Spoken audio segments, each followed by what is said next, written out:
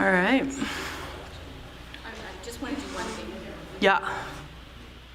One of the things that's true is that constitutionally, we're supposed to have a record of everyone who's here.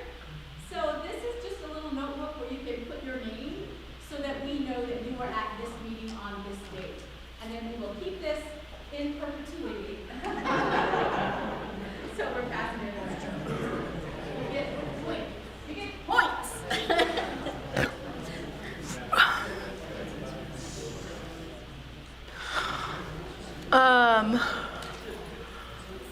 Can we? I feel like part of the slides are cut off. Does everybody have the packet? We can't control it the way this looks here. That's Just like zoom out, yeah.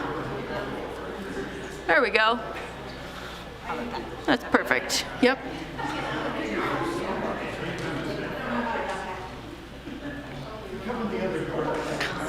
All right.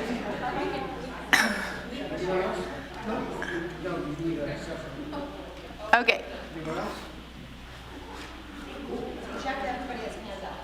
Yep. Does everybody have what they need? Handout wise, we've got 2 ballots, one ballot, info sheet. Minutes, study plan ballot.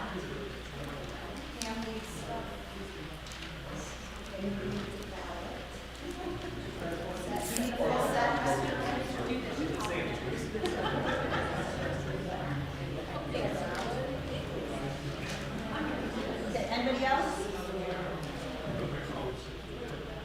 Anybody else? There's 3 pieces. Half page, minutes, and the street spelling.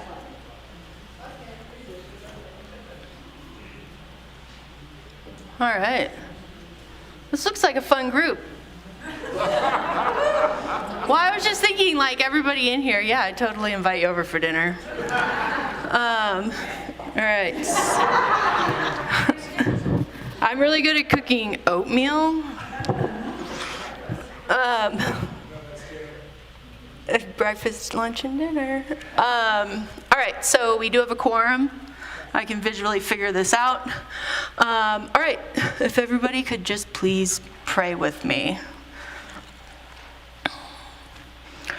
Gracious God, thank you for bringing us together as a congregation so that we can look forward into next year and the years to come. Please help us to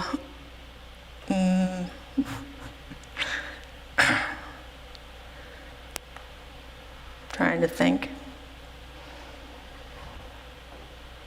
Please help us to prayerfully think about our time, talents, and tithes so that we may continue to meet the service that you wish for us to our community. In your name we pray. Amen. Amen. I should have written that first. Okay, Mara's out of town. I guess she ran a marathon or something this morning. But for approval of minutes, do you have some edits? Yeah, I have something. Okay. Oh, yeah, I don't know where a microphone is. Oh. Ken, are you ready? Kind of going to say some edits. I'm going to say some edits. Since this is a record of our church, I think it's important that we always use first and last names. And there's a lot of places in here it just says Pastor Pam. So Pastor Pam was called, but we probably need her last name. So in the introduction, in number 2, in 4BI, we need Deaconess Ann Mackey, her name. And then in 9, there's a number of places. There's just first names. Lonnie was happy. So if we could just get last names, that would be a good thing. Got it. Anything else? Yep. I just have a small correction to a spelling. Jody Bradenholzer. And I just wrote the correct spelling. Oh, okay. It's just a correct spelling for a name. Yeah. Sorry, just people online can't hear if they don't know. I'll give this to.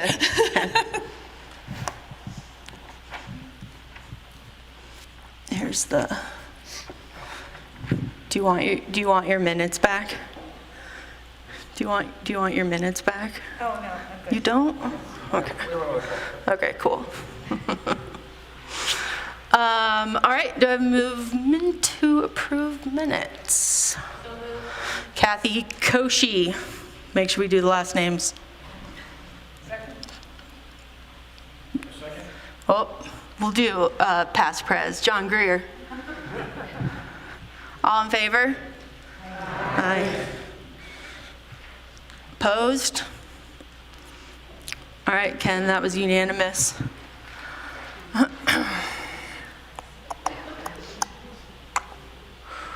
Okie dokie. For our elections this time, we actually have an interesting situation. There are no new people coming on or anybody going off of council this year because of how we had a couple people that their terms, they had to leave their terms for illness and whatnot. But so these four would be starting their second 3-year term. So we've got Susan Twitten, Dan Breed, Craig Glover, and Randall Rush. And then for nominations.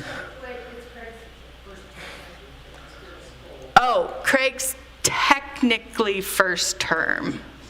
Yeah, so he gets to serve a really long time.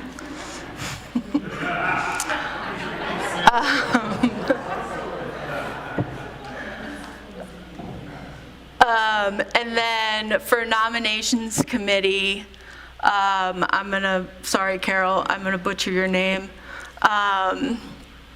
Carol Viegel, Terry Hilkemeyer, Michelle Christensen, Andy Cassidy, Sean DiCioli, and Nikki Lewandowski. And then for the Trinity Second Century Fund, or Second Century Endowment Fund, we have Eric Park. So, if I'm remembering correctly, we can vote to accept this ballot as a whole. What? Yep. Instead of filling out all of our little sheets, so, yep. Okay, let me make my motion first. What? Okay. All right. She got the motion. All in favor of accepting this ballot? Aye. Opposed? Unanimous. We're going to do these one at a time. So for nominations committee, do we have a movement, John? That we accept the panel as shown on the ballot. For nominations committee. Nominations. Andrew Burrow. Did you get Andrew Burrow a second? Ken stepping in for Mara. All in favor? Aye. Opposed? And the Trinity Second Century Endowment Fund. Just, sorry, point of clarification, Eric Park filled in last year, finished someone's term. He agreed and it will be a full 5-year term. Okay. I'll just repeat that. So Eric Park finished somebody else's term, kind of similar to Craig, and so this will be his first 5-year term.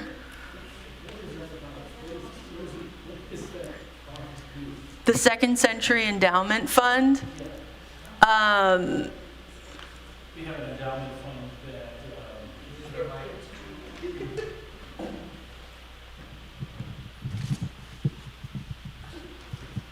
we have an endowment fund that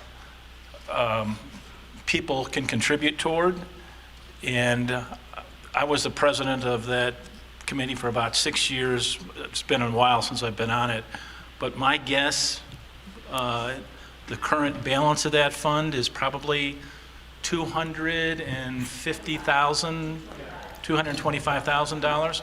And what the fund does is it finances certain expenses that arise that we have not budgeted. For instance, it was used to purchase the van many years ago. It has been used, I'm trying to remember the young man who was deaf, and it helped finance the sign language ministry for that. And what happens is council will ask the Second Century Fund, kind of on an annual basis, for a contribution, and under the bylaws, or I guess it's the bylaws of the Second Century Fund, the Second Century Fund then votes, and it can contribute only the amount of earnings that have been earned on the fund. It can't dip into principal. And is Eric's position to manage the fund? There are 4 board members, or five board members, which rotate on a 5-year annual basis. And they meet, historically they've met quarterly, and then kind of at the end of the year or whenever council makes a spending request, meets, considers that request, and determines whether or not to make that gift from the fund. It's invested with Fidelity, Chairman. So there's a manager, they just kind of look at the manager.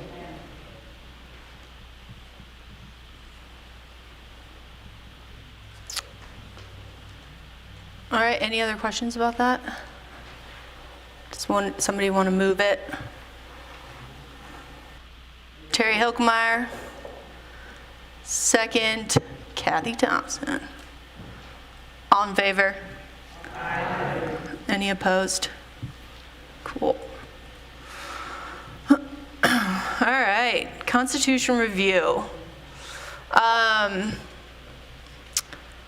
So we had an opportunity to answer a bunch of questions last week about the Constitution. I think that discussion went really well.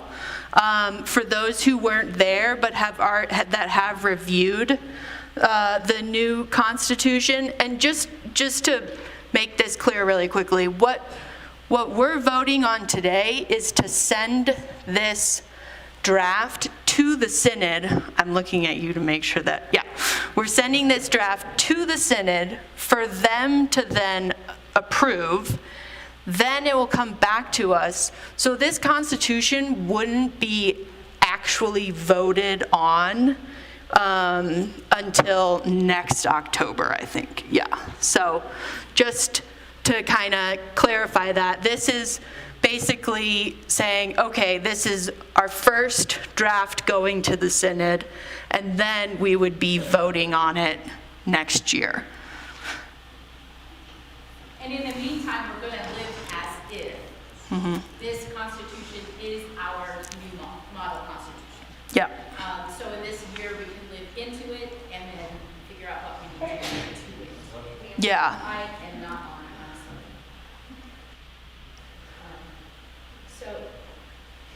And Yeah, it's a double check, right? We have worked really hard, the Constitution Committee has worked amazingly hard to get our model constitution up to where it meets the ELCA model constitution.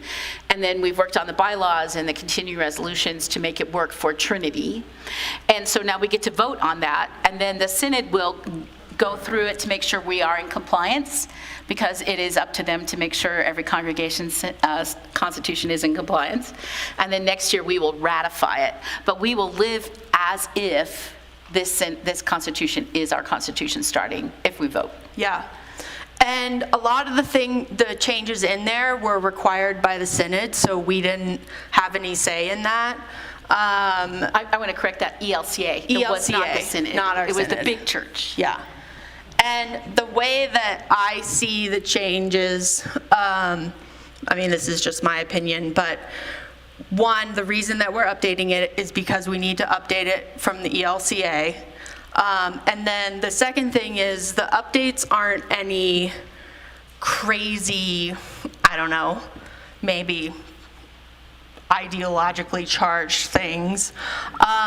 It's mostly stuff and making sure that you're that your constitution is set up so that if there is conflict that comes up within a congregation, and that it came as a result of, many synods in the ELCA as a whole having to work through a lot of conflict with congregations over the past several years. So that's kind of my 2 cents on what's being updated. It's not like we're changing the Apostles' Creed or anything. So from the draft that we had sent out before the conversation that we had last week, the changes that we're looking to do is insert the word evangelical into Trinity's title. You'll see on the second page of the Constitution, it just says Trinity Lutheran Church. So we're adding evangelical in there. We're also going to insert the phrase spending plan after every reference to Trinity's budget where we can, because we use the term spending plan. So we want that to be, we want that to make sense. And then a change.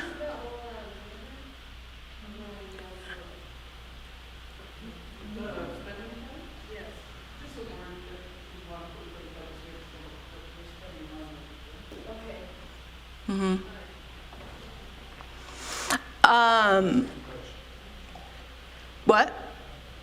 Oh, and then there's one change that's being made is a change from 4 to 2 is the number of unexcused absences for a congregational or for a council member. It was already 2. We were almost going to change it to 4, but then we changed it back to 2. And for clarification, an unexcused absence is nobody hears anything from the council member whatsoever. So this isn't like somebody has to miss stuff because they're sick or out of town or something comes up last minute. This is a council member misses a meeting and nobody hears anything from them about anything. So that's what we consider an unexcused absence. And the reason we switched we wanted to make sure it wasn't 4 is because 4 unexcused absences is a huge chunk of the council meetings. Then correction, there was a typo where it said approved, but we actually needed to say approve. Anybody have any questions about these?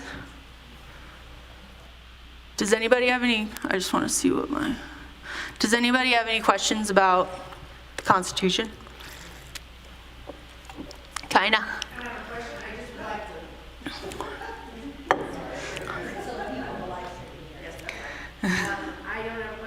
like to Thank the committee members that worked on this so hard. Yeah. It's 67 some pages of lots of Yeah. legal stuff, so thank you. Yeah, the committee was the committee was John Greer, Nora Steenson, Susan Patty, and Christian Boardman. Yeah, Borden. And Pastor Pam. And yeah, you guys did an amazing job. I would have gotten lost. So I'm sorry I made fun of your binder, John. All right, so what we're looking to do is vote for the current draft of the Constitution to be sent to the Synod for review with those corrections.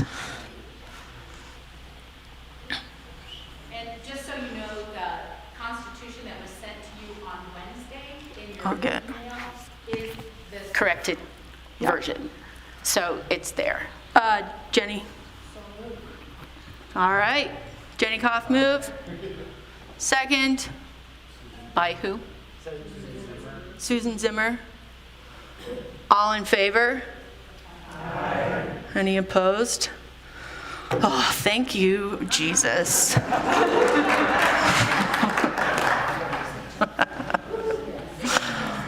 Oh, dear. Thank you all for...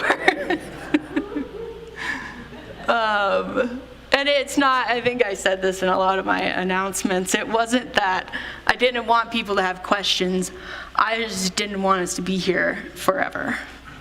And I am an opinionated enough person that if there were major changes that I thought we needed to have significant discussion about, we would have had that significant discussion about. None of this was trying to get anything past you guys whatsoever, so.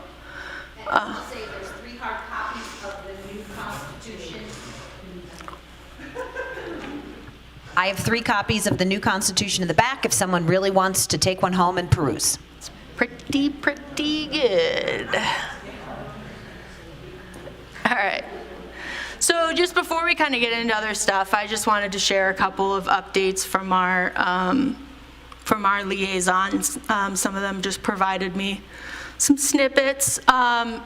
Personnel, we hired Sarah, not me, but a different Sarah as a custodian. Unfortunately, I just heard that she broke her leg this weekend. Oh, Melanie knows now.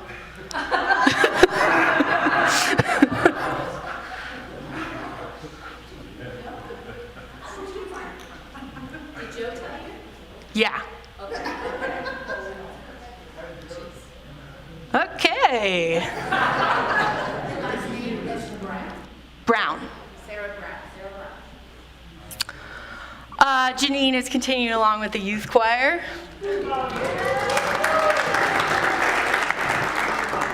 I don't know what's better, watching the kids sing or watching you direct the kids. Marilyn, is Marilyn still here? What? I know, but I thought maybe she would just be present. Marilyn is doing an awesome job as music coordinator. Angela hired. And we are fully staffed. And that's really important. Yeah. And we have an interim choir director. And we've got an interim choir director. Yes. So, it has been a very long time since Trinity has been fully staffed. It is a very good thing that we are fully staffed. This is what, I see it as this circular thing of the church being able to continue to grow. Having the staff to help with keeping events going and having ministries and outreach brings more people into the church, which then provides us with more time, talent, and tithes to continue to reaching out and having more activities and bringing more people into church. And so it's this cyclical thing. And we were missing some of that for a while, so it was a little challenging because it was just Melanie.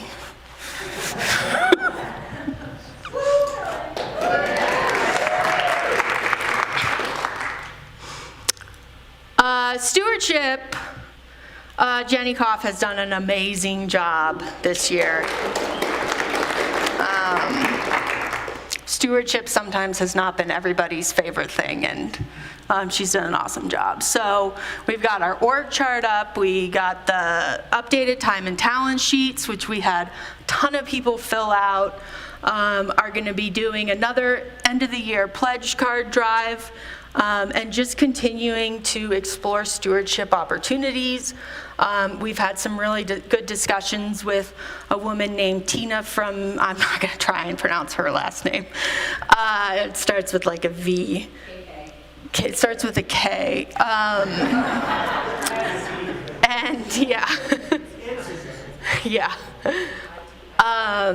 And those discussions have been really amazing, especially just looking at general time and talent stewardship, and then also just looking at how we are organized in terms of our finances, and just looking at other possible opportunities there. First third of life, again, Angela. We've been able to continue on with a lot of our traditions, and I think that is a really big deal. We got trunk or treat again last night, and the Halloween carnival, right? Yeah. And the thank you to Coach Prime and all of the volunteers. The fundraising has been going really, really well. And just to let you know, what gets made, because I thought there might be some confusion, sometimes when there's an announcement made that we made $6,000 at a CU football game, and then I come up and say, we need money. So all of that goes directly into the first third account, and it's used for the Trinity Youth Community Fund, and a bunch of other stuff relating to them. So they self-fund, camp, Gathering. and youth All gathering, of those just things. everything. Yeah, So all the they are- youth-related activities are paid for by the youth fund, not out of our budget. Yep, it's not out of any of our operating costs, so they are self-funded. Spending plan. There was the Live Project film screening next week. I was just sent this, so. And then just again, being able to start a full year with Angela on board. Yay. Social ministry, we've got second Sunday lunch, which is feeding still about 50 people per month. We've got the boot and sock drive that, as we can see with an early winter, is going to be very important. And then we have the deacon's closet that goes on Thursdays, which is just providing a space to help provide clothing for people in need. Adult education. I think they're working on their study of what is the Bible, and then going to just continue on from there and see what people are looking into to study. And I think it's really cool that we've been doing like different chapter books. I don't know why I can think of studying something other than just reading the Bible. Trinity Commons, I added some really cool icons here. The castle is currently fully occupied. Covering all the bills, including separate mortgage payments from First Bank. And, well, Ken, do you have anything that you wanted to say on your bullet points? No, those are the bullet points, yep. Perfect. I'm just the messenger. Yeah, that's pretty much the 3 points that we're trying to make. Jim? Jim has something to add. Yeah, I would add. Yeah, right. So, as you know, Trinity Commons has two separate mortgages, separate from the church mortgage. We have a $2.3 million mortgage with First Bank. I think that's paid down to about $2.2 million now. And then there's another $880,000 loan on the book with the state of Colorado that originated. It was supposed to be a grant because we were in the flood zone. They turned it into a no interest loan, which is fine, but I think it's important that at some point we try to convince the state that given it's a low-income project, we're never going to be able to support a second mortgage and stay within our rental limits. So we at some point need to convince the state to go and turn that back into a grant. So that's important. And what I had negotiated with the state is that we could basically create reserves both for the operating account and for the capital account. And those reserves are now up to 100,000 of positive cash flow. And so that's important so that we don't have to come back to the church and ask the church to pay for repairs, et cetera. So those are just a little bit of elaboration on that. What is fully funded, and what's that amount? You're at Well, then it's going to go back. Cash reserves fully funded. We're at 100,000 now. What does fully funded mean, and when do we anticipate getting there? It's a good question. So our positive cash flow.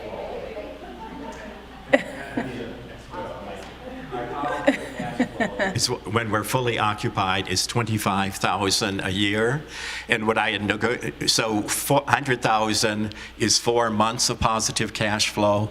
What I had negotiated with the state is 6 months, so that will be 2 more years out, so 2026. After that point, then we will begin to share positive cash flow, 50% to the church, 50% to the state.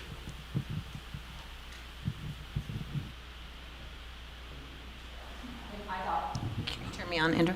I'd also share, I know there is a wait list as well, so I think we can anticipate with hope that Trinity Commons will stay pretty much fully occupied as well, because there is a decent wait list as well.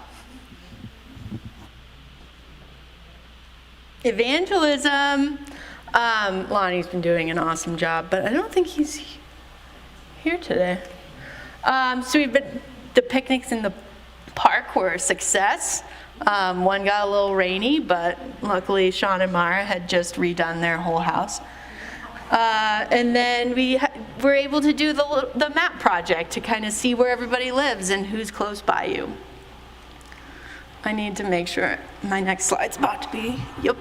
Okay, so before we get into the spending plan stuff and have a little more serious conversation, I just wanted to have a fun way for us to remember what Trinity is. So I made a word cloud. And this is actually, if I just uploaded our whole entire website. So a couple of, obviously we've got service, formation with his faith formation, Sunday, because we're a church. There's like cookies were somewhere in here, right down there. Cookies were a pretty big thing, but the biggest stuff is Trinity is service, local, international, faith formation, fellowship, ministries, browsing/scrolling, more faith, visitors, more missions, donations, time, Google. I thought it was interesting, especially that cookies from our website surprisingly showed up. And then too, just to kind of give you an idea of what council's been doing all year, I uploaded all of our minutes from the year. I didn't do it, I couldn't figure out, it was hard finding a good shape, so it's a hippopotamus. So council, we've got Sarah, Dan, Pam, committee, meeting, new, Will. We've been working on the Constitution, stewardship, Zoom, Randall, and giving. Let's see, giving, prayer, month, Steve, absent, Trinity Commons, unanimously. That's important because it means we're on the same page. Anyways, I just thought that was kind of an interesting thing to look at. So all of the months are in there, August. So from that, along to our spending plan. Do we, no, okay. So before Randall starts going through our spending plan, we're not going to be voting to accept the spending plan at this meeting. The reason is, right now, where giving is at, we are not able to meet, we will not be able to meet this spending plan. And Randall will talk about this more, because I'm not going to try and give numbers that I don't have memorized. We are in a deficit currently for the rest of the year. So what we're going to need is not only to, this isn't a matter of filling that deficit and going forward. This is a matter of bringing up our engagement and our tithing so that we can continue to go forward. And when I talked about the cyclical aspect of kind of how Trinity works, and we're looking specifically here at operating costs, is in order to bring new members in, we need to have ministries and activities and different ways for people to come and worship. In order for us to have different ways and ministries and activities for people to come and worship, we need to be able to have the staff to help support those and create those, and we also need the volunteers to help support those. And then we have those activities, and then we bring new members in, and it just goes in that whole circle. So we're going to be going over the current spending plan as it is right now. If by January, is it like the end of January, Randall? Well, council will look at it. Yeah. Council will need to look at it. Oh, yeah. So in January, council is going to look at where we're at with our giving, and if adjustments need to be made to our spending plan. So the idea here is, first, Randall's going to go through his slides, and then we can have a short discussion on just people's ideas. And if you want as well, we can plan a couple of, council Q&As, discussions throughout the next couple months to talk about this. This is not a doom or gloom situation. This is us being financially responsible and prudent, and also looking to continue to grow our church. Because I think everybody in here agrees that the energy that we have going on right now is awesome. So, again, Randall is going to go through all the numbers, and over the next few months, and then when we do our pledge card drive, for people to really, one, think about different ideas or suggestions they have, and to prayerfully look at your tithes and offerings. And everybody who's on council right now will continue to roll over to next year's council as well. And so reach out to any of the council members. If you have questions or ideas, you can reach out to me. But yeah, I just want to introduce it from that standpoint. This is not doom or gloom. We're just doing things a little differently this year. And instead of voting on the spending plan now, we're going to actually show you the spending plan, and then see where if we're able to get with giving, if we're going to be able to meet that spending plan as it is, or if we need to make some adjustments. All right.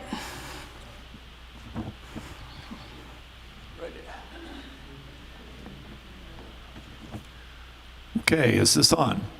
Yep, very good. Well, thank you for that introduction, Sarah. I think that was a good overview.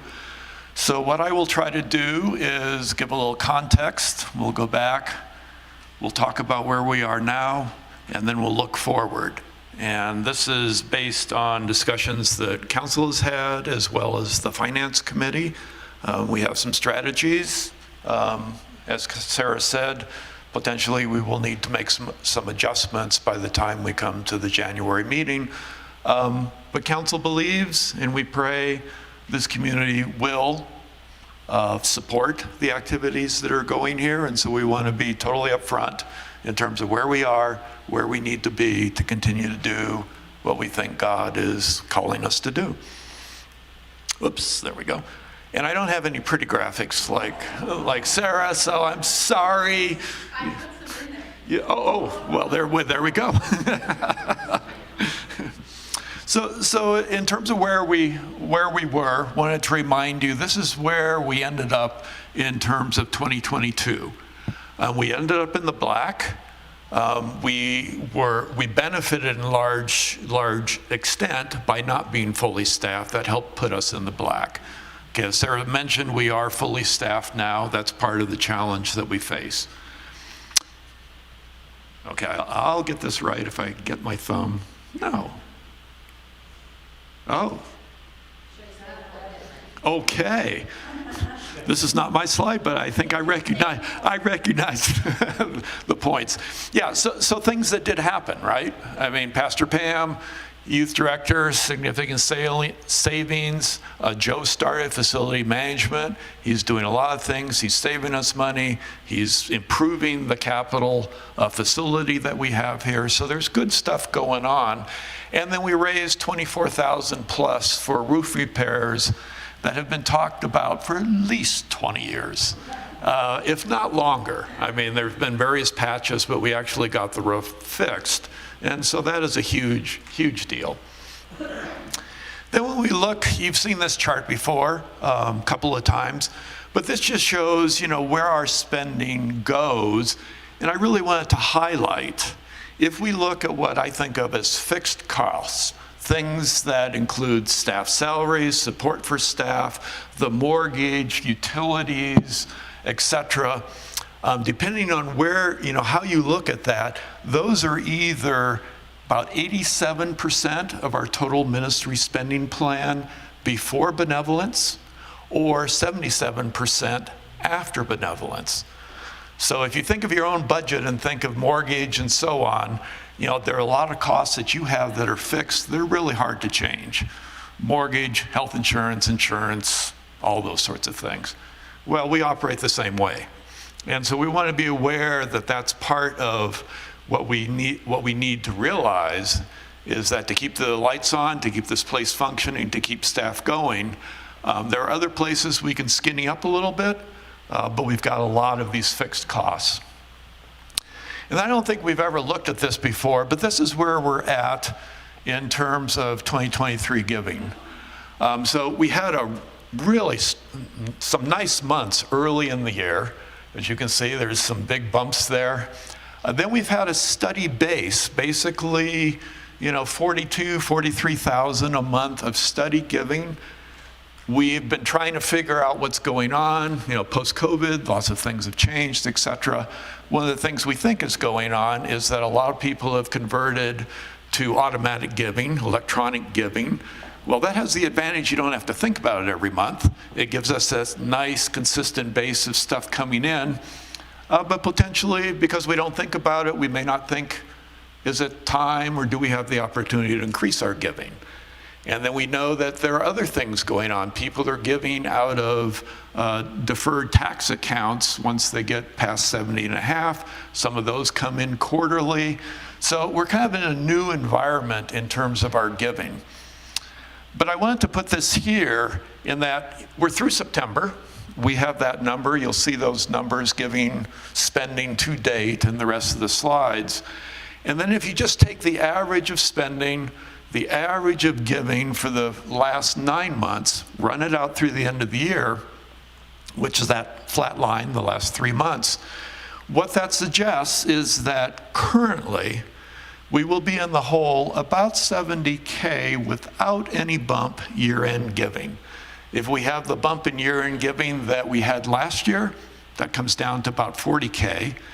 We've had some years when the year-end giving bump has been $60 to $70K. So we're not in a place that we haven't been before, and we're not in a place where we need to panic. But again, trying to be totally upfront of where we are and the challenges and opportunity that we have in all of this. So here's, don't expect you to digest all these numbers. We're going to go through them as we typically do. But wanted to give you kind of a punchline in terms of the 2023 plan and the proposed 2024 plan. If you look at those two numbers, you see they're pretty darn close. So we have about 20K in increased proposed spending, primarily to support staff, cost of living increase, insurance, things like that that are going up. We are also then saving about the same amount from no longer having a visitation pastor, from a reduction in what we feel is the need for capital repairs, no longer supporting the Lutheran magazine, which is going entirely digital, and I think there's one more, reduction in council retreat synod meetings because we don't have to fly to El Paso. Those are the big ones. So that's actually kind of nice. I mean, in the sense that there's not a big increase. We're able to absorb through savings increases that we think are coming that we need to pay. Staff, insurance costs increase. So with all of that, then we'll dive into the details. I'll move through our various spending programs relatively quickly, just try to provide a bit of highlight. At any point, people can ask questions, of course. So don't want to, feel like I'm just rolling through. So this looks very similar to the last chart, as you would expect. Minor changes, a little bit increase in staff, a little reduction in capital repairs, etc. This is, have seen this before, spending, what's happened over the years. Probably the big thing to point out here is, again, our proposal for 2024 is essentially the same ministry spending plan as we have for this year. And then you can see, where we currently have been in the past. Things bounce around, COVID, lots of things happened, etc. So then we're going to go through, again, individual ministry spending areas. You'll see 23 actual through September. So that's 3/4 of the year. The 23 spending plan numbers and then the 2024 proposal. So benevolence, we haven't finished benevolence. Council allocates benevolence in January. We get requests from the Senate. We get requests from other things. We currently in this year have an undecided benevolence amount, which might look a little strange. So we will finish that up depending on where we finish the year up. So that's a place where we can make adjustments. Pastor salary, I mentioned that Personnel Committee suggests that we provide staff with a 3% cost of living raise, and that's reflected here. Really no other big change other than the visitation pastor salary is going to zero. So that's a big chunk of the savings that we're seeing in this budget. Pastoral support, no real big changes here. Pretty similar, as you can see if you look at the bottom line. Again, a bit of increase in terms of Social Security, pension, etc. Mortgage, no change. So we renegotiated the mortgage, whatever that was, year and a half ago. Reduced the payments fairly significantly. We certainly benefit from that. So we get into parish programs now. You can see very close, really very little going on in terms of proposed changes, minor adjustments based on what the committees have recommended. More of that, Lutheran Magazine, 1,500 in this year's budget, zero because they're going digitally in next year's budget. Finishing out parish programs, a little bit of change here, some minor increases. Stephen Ministry had a significant budget this year. They were doing some specialized training. Don't anticipate we're going to need that next year. So that's the reduction. And then we go into our actual activities. Again, a little bit of increase, some support for soloists, I see. Most of the other things you can see are very, very similar. Adult choir music, we did, Leala purchased some new music before she left. She was very excited about that. We're excited about getting to sing it, but she's not here to help us with that. And then, you can see some increases here in terms of, we anticipate building insurance is going to go up. As I mentioned, we've reduced the capital repairs need because we've caught up on a lot of things, the roof being a big part, but some other things as well. And so that's a recommendation from the committee. And overall, some reduction there in terms of total property because of that. Spending, office and administration, identical, minor adjustment, zero as I look through that. And then again, staff, Personnel Committee has recommended that 3% cost of living increase, so you see that reflected there. I mean, this is our place of biggest increase, as it should be.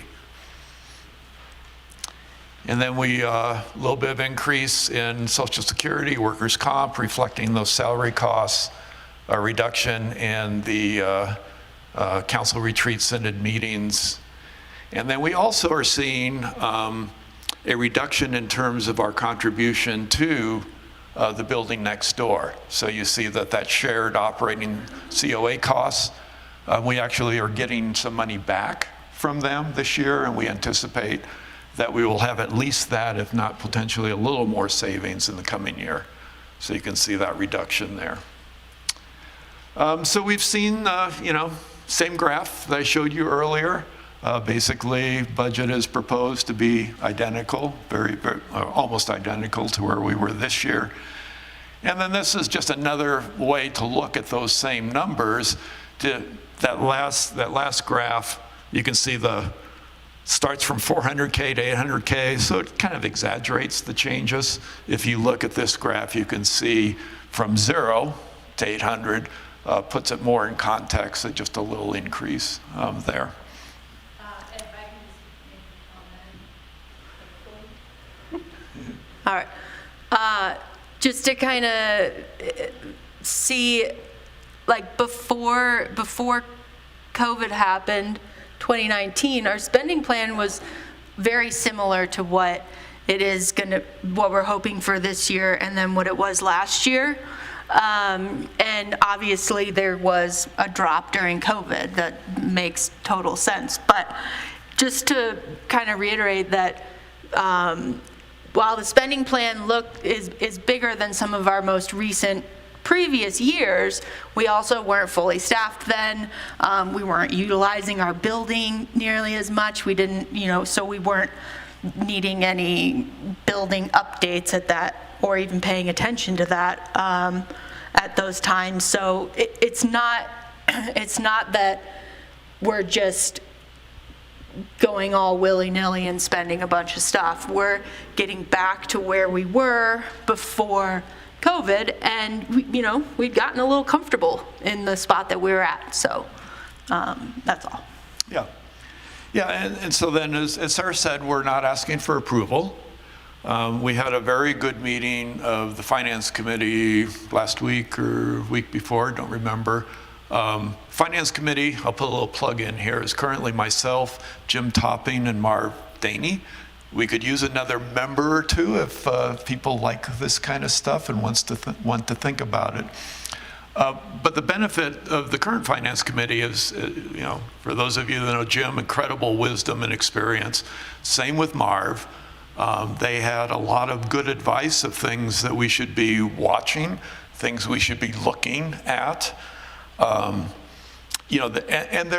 while increased giving, which we're certainly asking for and trying to be explicit about, is the easiest strategy and the strategy that we would like to see and is easiest to accommodate in so many ways. There are other things that we potentially can do as well. They had some creative ideas of things that if we need to in terms of budget, we could kind of get out of the box and think about some other things. But it is important to realize that when I say we have a deficit, that deficit is coming out of our operating reserves. We have a lot of reserves. Most of them are tied up and committed to things. So we're blessed. We are a wealthy nonprofit organization in many ways. We have reserves. But operating reserves is the pot that we have to worry about in terms of the budget, and it has implications in things like the mortgage. We have to keep a certain amount there to keep the bank happy. We have a renegotiation of the mortgage coming up in 2026. We want to be looking good going into that. Otherwise, if you're a bad creditor, you know what happens, right? Your rates go up. So we certainly don't want to be in that position. So again, we're trying to be prudent. We're trying to look forward. We're trying to make you fully aware of where we are. It's not a panic, but we need to be aware of where we are. Let me just say a couple of things to elaborate on that. Yeah. All of those things are correct. But perhaps when we come back in January, our unrestricted reserves, we like to keep at least 6 months of operating costs in our reserves. And we're spending at the rate of about $50,000 a month. And if we look back 3 years ago when we didn't fully spend the full spending plan, we had about 6 months in reserves. We're down to now about 3 months currently. That may come up a little bit towards the end of the year. But that's important that you keep 6 months or 180 days of reserves in your account. The other thing that the bank asks for is that we produce at least 115% of our mortgage so that we have an extra 15% over the $70,000. And we have not met that mark over the last couple of years, and the bank has passed on it. That's what we negotiate. We just we have to end the year even, or if we are under, that's when we get in trouble with the bank. But the point is, we will have to renegotiate the loan. It will have to go through a new loan process, and there will be a debt coverage requirement. And the 115% was negotiated lower. It started out at 125%. So those are two things that are in the offing that we need to keep in mind. So that's why we need to bring our giving up to the spending plan. Okay? Again, not looking for approval, wide open to questions, wide open to any discussion or ideas people might want to share now. As Sarah said, we can also, this is my last slide. Okay, cool. Yes. Yeah, we can also have some workshops. Council members have been thinking about this. They have talking points to share with you. They're happy to hear your ideas as well if you're more comfortable talking one-on-one. But again, personally, I mean, this place has the commitment, has the superpower of knowing what we're doing here and doing in the community. And, I'm confident we can support this. Yeah. Absolutely. Yeah, so kind of before we get into discussion here, I wanted to just see, before it started, or if it's going to start, because of the success that we had with providing the discussion about the Constitution before we had that meeting, I'm wondering, and this is my opinion, but I don't want to cut off anybody here, but if it would be more productive and allow more people to feel comfortable to join the discussion if council were to hold over the next maybe couple months a few smaller after church discussions where people can come. We can get a little more detailed. You guys will have time to kind of sit and look at what Randall's presented and come with questions and discussion in more of a small group setting and making sure that we have enough times available for everybody to provide their opinion and ideas. So I'm just curious what people think about, rather than having a larger discussion here. I mean, obviously, I want people to kind of share what's on their mind, but I think that it would be more productive to hold small group discussions rather than doing a long, big one. Does anybody have Does anybody not like that idea? And does anybody have anything that they would like to share before people kind of go and look at the spending plan? Terry's shaking her head. Is that a... Okay, cool. Cool, yeah. Yeah, I think it's more productive. It's, and if there's information that you need, that you would like from councils to help you kind of look through this and get a good understanding of it, feel free to email any of us, or you can give me a call, but I'm really bad at that, and texting. I'm really bad at calling, texting, emailing, but I'll be here. Because we really do want your ideas and your opinion. And in terms of the kind of deficit where we are this year, it was kind of a mixture of finance committee, and then myself, Mara, and Monica and a couple other people who met, and we just, went and looked through all of our reserves, and just looked at what, if we need to fill in some gaps, what would be a good place to do that from.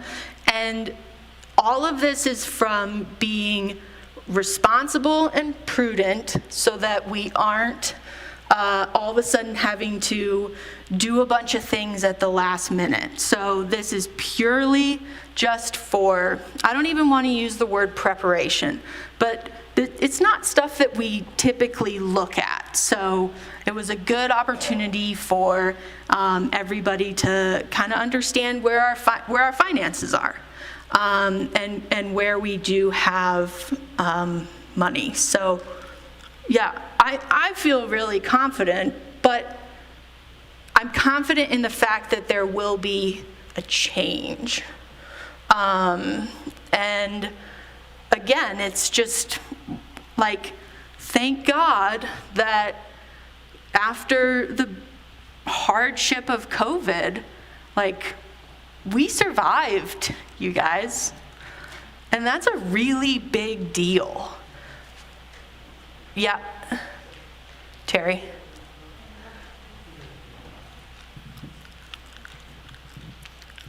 I agree with your suggestion wholeheartedly. I would also, though, encourage, given all the great work that Ginny led up, and we now know we have a council liaison to every committee, and I happen to be on the personnel committee with Brandy as our liaison. I would highly encourage you, if you have questions about anything, go to that liaison person, go to that council person, and use that opportunity, A, to get to know them if you don't know, and let them, because we are the folks that provided the input. Those council representatives, in conjunction with their committee reps, are the people who provided that input for the basis for the proposed spending plan. So we would be more than happy to have someone come, if you want to come to our personnel meeting, and truly talk about it, and what are we brainstorming, and what ideas, and how do we arrive at. So I just think it's an opportunity for us all to communicate about those things on a personal level. Yeah. So I highly recommend that. Yeah. This is kind of Glover. I just had a question, probably should have come up during personnel, but looking at the proposed spending plan, can you just talk a little bit about, there's no money for a visitation pastor? And Yeah, so- what happens to that? Wait a minute. And then it appears, what was the other question? Oh, what happened with Lee Isla? And just so people know. So I'll be happy to share about the visitation pastor, unless you want to share about both, Pastor Pam. I'd be happy to do that, so you don't have to. Cool. I'm take the really heat. excited about what we're doing. So needless to say, when we're looking at a deficit budget and spending plan, we had to really ask ourselves some deep questions. And I want to say that because we also have been gifted, and so it goes both ways, right? So what we decided was that we needed to eliminate the visitation pastor position as of the end of this month, so as of Tuesday, so to save us a few $1,000s by the end of the year, which is an important thing. And the council agreed to that. We will be talking about that a little bit. Or am I going to do it right now? I don't think so. I'm doing it right now. I had a wonderful conversation with Pastor Janet. She was in full compliance and understanding and was actually, I think, grateful to be able to really put her full energy in her congregation and with her spouse. So the gift of God is that we have this deacon who came to us who just said he's one of us now, right? So Jim Lundgren has agreed to become our deacon for visitation. And the good news for that is Jim's salary will be this much money per year, because the last time he got paid by a church, he had to pay a lot more taxes. So Jim is going to start for us and do the Deacon for Visitation. He will be visiting all of our shut-ins, as well as doing the Golden West service that Pastor Janet so dearly loves. So that's the two things that happen simultaneously, right? God brings us gifts, and then we have to figure out how to steward those gifts, right? That's both of those things. So I told Jim that he starts November 1st. He said, how about after the first of the year? I said, whatever, I can't dock your salary. So Jim, thank you for being our deacon for visitation and for being on staff whenever you decide you want to be.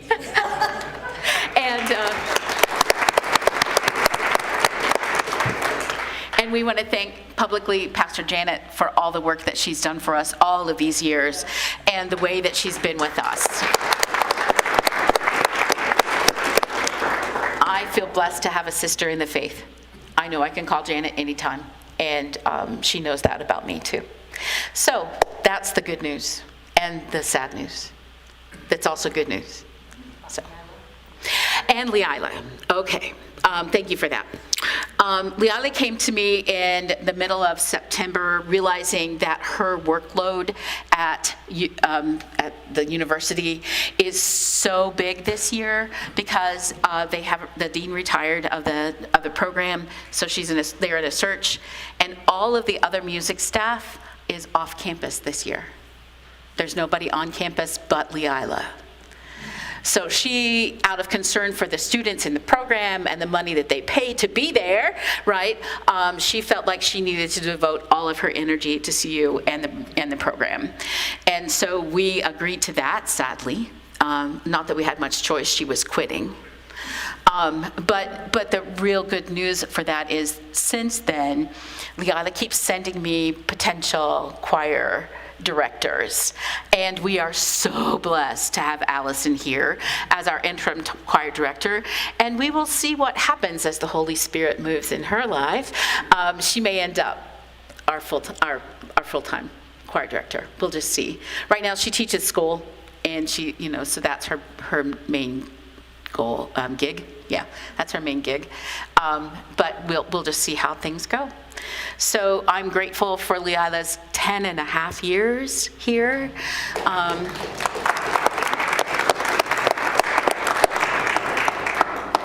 It is a great loss to us, and yet at the same time, I feel like Allison stepping in has been a really smooth transition for the choir, and the way that they sound and the way that they work together. So we're just grateful again, right?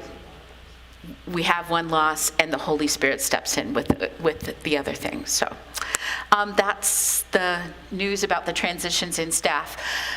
Allison gave us till the first of the year because her school has a musical, right? And if any of you've ever been part of high school musicals, you know exactly how all-consuming that is. So Personnel Committee is going to be looking to hire a choir director before Christmas, actually, hopefully, prayerfully. Because that's also going to be an issue for Allison, needless to say. So that's the news.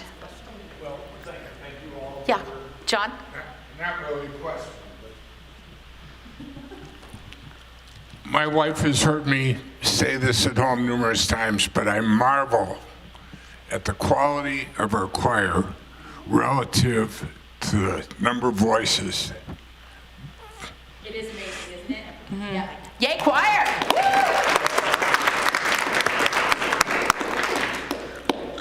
So I was just going to say thank you for your attention and patience through all those numbers. If anyone has questions, again, reach out to any council member or myself.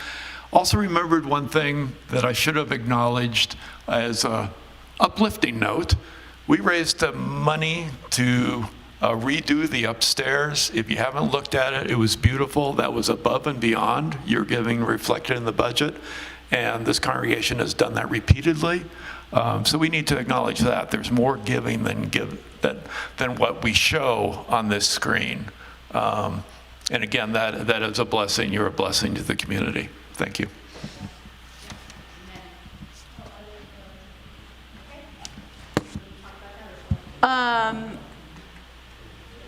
All right, so yeah, I guess it says Pastor Pam.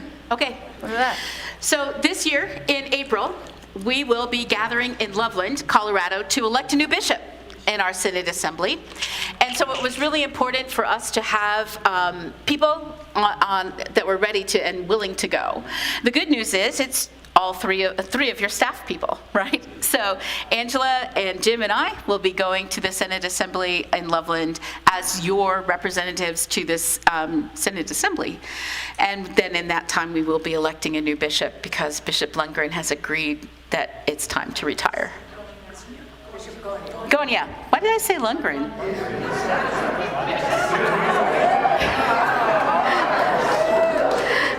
Sorry, Jim. The other Jim. No. The other Jim. Yeah, so Bishop Jim Gonia is going to retire. And so that's a big thing for our Synod as we figure out who our next leader is going to be.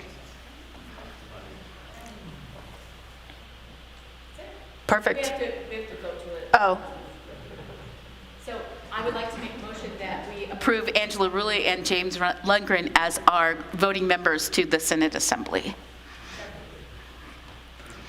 That was Sue.